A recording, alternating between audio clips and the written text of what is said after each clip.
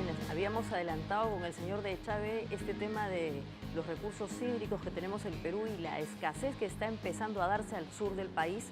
Para eso hemos invitado a un experto en políticas públicas, porque finalmente esto tiene que ver con gestión pública, para entender qué está pasando. Buenas noches al señor Óscar Pastor Paredes.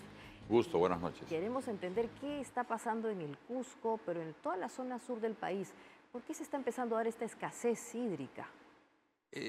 Le decía que estudios sobre el cambio climático, análisis, investigaciones, hay decenas, miles, y también hay interpretaciones.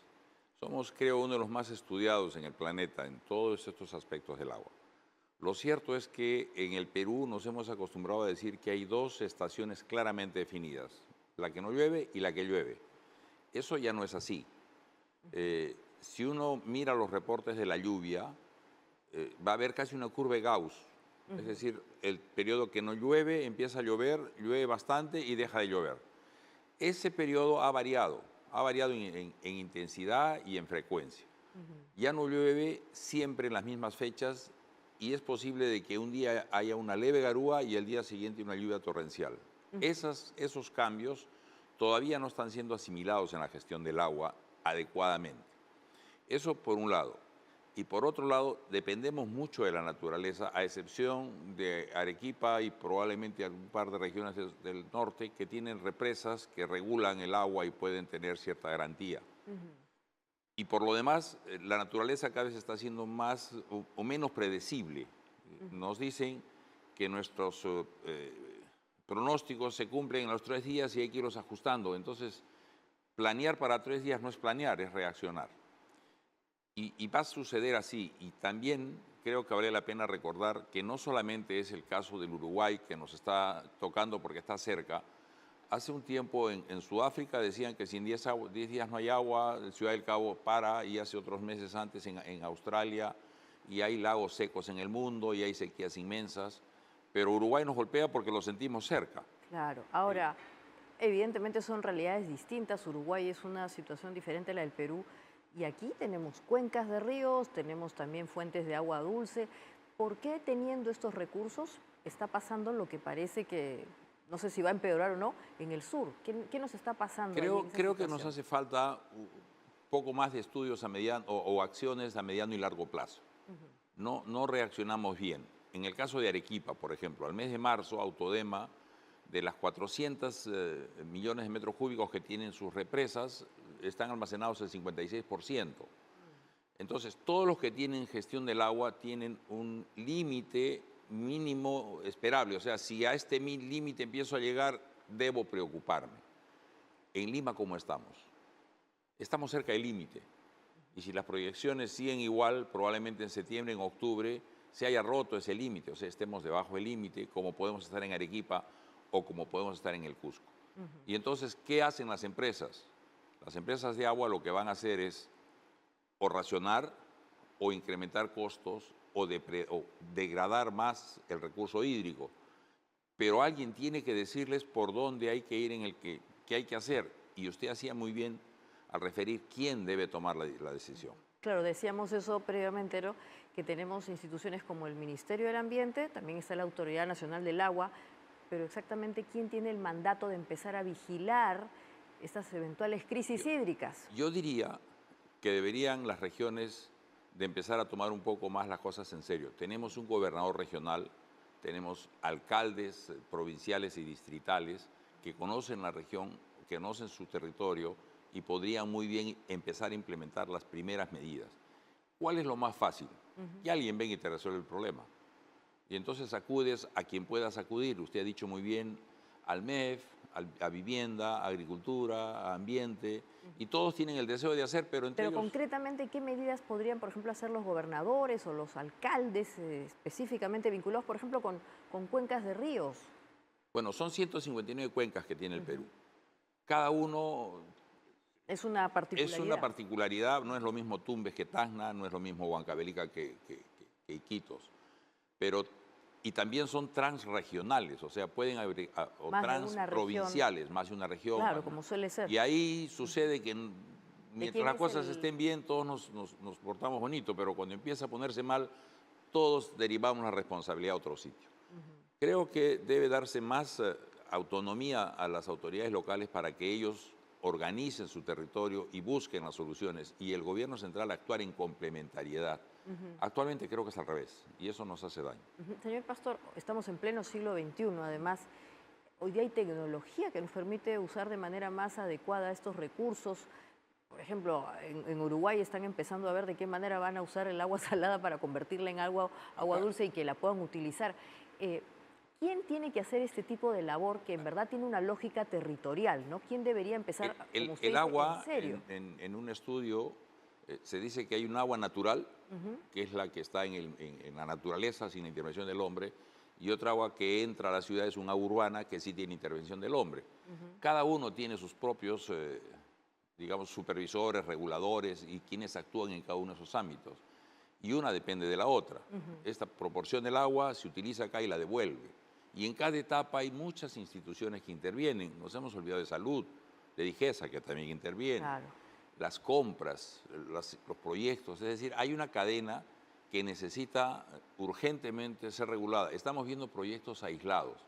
Una vez le escuché decir a un buen amigo que los proyectos de inversión son como unos dados que se tiran en una mesa a ver qué sale. Y nadie se entera de ver qué hay en la mesa. Entonces creo que debería haber un poco más de articulación en este tipo de cosas. Y es un problema que no solamente está al sur del país, que es hoy día donde se levanta la alarma, sino que también, como es evidente, en la costa. En Piura ya han empezado a darse algunas señales de disminución de los caudales. ¿Qué está pasando ahí también? El Perú es tan grande que podemos hablar a las 8 de la mañana de sequía y a las 8:05 de inundación.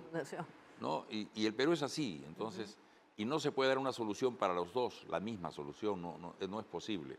Lo que sí es posible es empezar a actuar. Y hay muestras de las actuaciones de las instancias de gobierno en todos los niveles que han sido exitosas. Hay que recoger algunas de esas. Tampoco estamos en el país en donde todo es malo, no es cierto. Hay muchas experiencias buenas, hay muchas empresas que han sabido responder adecuadamente, otras que se han quedado un poco, pero hay que ayudarlas, ¿no? Ahora, señor Pastor, el Cusco está solicitando que se declare su situación como la de emergencia hídrica. ¿Qué cosa es eso? ¿Qué significa? ¿Qué deberíamos hacer con el Cusco? Si hablamos de la ciudad del Cusco tiene dos fuentes que le dan agua natural al sistema urbano. Una es la laguna de Piuray y otra es los pozos de Piñipampa que están en Río Vilcanota. Pero déjeme decirle algo antes de eso que también tiene colación. El lago Titicaca, según el reporte de Senami, los últimos 5 meses está perdiendo 10 centímetros por mes su espejo de agua. O sea, se está empezando a secar por falta de agua. Los ríos de la cuenca de Puno están en una situación crítica en cuanto a la producción o al agua potable. Lo mismo está pasando en Cusco. Ya la laguna no debe estar deprimida y debe hacerse un esfuerzo mayor para sacar agua, los pozos van a tener que incrementar su producción. ¿Qué pasa cuando se da esta situación? Las empresas incurren en mayor costo, mayor gasto, y eso no se refleja en las tarifas que se van a cobrar. Todas esas cosas, si uno se pone a pensar, están interrelacionadas y no estamos haciendo mucho para relacionarlas. Pero la emergencia hídrica, ¿qué tiene que implicar? ¿Que se disponga de más dinero, que se generen, no sé, abastecimientos de emergencia? De verdad que es un término muy muy sofisticado para nosotros. A ver, cuéntenos un poquito qué significa Lo que eso. sucede, que cuando uno declara en emergencia, lo que hace es flexibilizar las normas de compra, básicamente. ¿No? Y a veces bien y a veces mal. Yo tengo como concepto que una compra de emergencia, una vez me lo dijeron en esos términos, es entrar a la tienda con dinero y pagar y salir manejando la camioneta. No puedes dejar la plata para que te lean la camioneta en 6 meses. Eso ya no es emergencia. Y entonces cuando alguien pide una emergencia es porque tiene el deseo, el apremio de poder resolver un tema acortando los plazos que la norma le obliga ahora. ¿Estamos en tiempo de revertir entonces lo que va a pasar en el Cusco? Mire, 100 días dice que se va a acabar todo. Bueno, lo que va a suceder es que van a haber restricciones. Y la empresa va a tener que afrontar nuevas inversiones y para eso necesita recursos y menos tiempo. O sea, conforme pase el tiempo, eso se va siendo más crítico. Así que todavía tenemos tiempo. Si son 100 días, lo que se ha planteado, en realidad no es mucho tiempo. Rápido. Hacer poner un kilómetro de tubería definitivamente no es 10 días. Ahora, y estamos viendo esta escasez en el sur del Perú, pero eventualmente también aparece el fenómeno del Niño. Situación complicada. ¿Qué debería pasar? ¿Qué deberíamos tratar de hacer? Mire, cuando hay exceso de agua, lo que las empresas de agua sufren es incremento de costos por más insumos para tratar esa agua. Cuando hay menos agua, lo que sufren las empresas es mayor costos porque el agua necesita otros tipos de inversiones. En los dos lados hay desequilibrios financieros. ¿Cómo se regula un desequilibrio financiero? Haciendo un aporte, una transferencia que hace el gobierno central generalmente a las empresas. Y si las empresas tienen que invertir en esta situación de emergencia, pues los plazos tienen que ser cortos. Por eso es que piden la declaratoria de emergencia. Para poder, de alguna manera, Para poder usar cumplir los en los recursos tiempos. más rápidamente, para poder procesarlos. Sí. Ahora, sin perjuicio de eso, nosotros, ¿qué podemos hacer como ciudadanos? Porque también escuchamos esto de que se va a acabar el agua y a veces no sabemos cómo hay comportarnos. dos cosas que hay que hacer y que muy poco se dice. El agua que se logra obtener y se usa no siempre es la misma. Uno produce 100 litros, pero a la casa llegan 50. 50 se pierden en el camino o llegan y no se cobran. Y nunca hablamos de que ese mismo fenómeno pasa en el agua natural. Los ríos por inundación desperdician mucha agua. Entonces, lo que hay que hacer es optimizar el uso del agua. Eso no es una situación que se va a hacer por emergencia. Tiene que ser un plan definido que permita que no solamente en el agua natural, sino en el agua urbana, se pueda optimizar el uso del agua y no se desperdicie. Y que además llegue a todos, ¿no? Porque Lima es un lugar en donde hay gente que no tiene recursos y es la que paga agua a mayor nivel, o sea, la más cara. Así es, y no solamente es el fenómeno en Lima, es en todo el país. Pero yo no soy partidario de que todo se resuelve haciendo más inversiones. También se resuelve siendo más eficiente. Así es. Sin dejar de lado las emisiones, pero mucho o no se está poniendo mucho esfuerzo en hacer eficiente el sistema de distribución de agua, el sistema de cobranza del agua, y tampoco se está haciendo eficiente el uso en el agua en las casas. ¿Usted cree que, dado como estaba la situación, tendríamos que hacer una revisión de todo lo que implica el sistema de gestión de este recurso y eventualmente empezar a plantearnos escenarios de escasez? Porque creo que hasta ahora no los hemos planteado en blanco y negro. Yo he tenido la oportunidad de trabajar con gente que siempre tenía la costumbre de decir, ponte en el peor escenario y toma decisiones. Lo que sucede es cuando estamos en un buen escenario, las decisiones se hacen laxas, ¿no? Y cuando viene el peor escenario, las decisiones se hacen apremiadas muy rápido. Pero si uno se acostumbra a tomar las decisiones asumiendo que está en el peor escenario, nunca estaríamos en una situación como la que podríamos estar.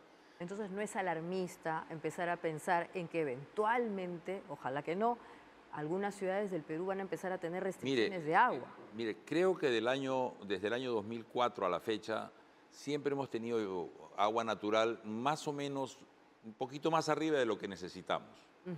Y entonces cuando empieza a bajar ese nivel nos empezamos a preocupar. Pero han habido momentos de escasez en años previos, en donde el agua estaba muy por debajo de lo que necesitamos y obviamente ha habido racionamiento de agua.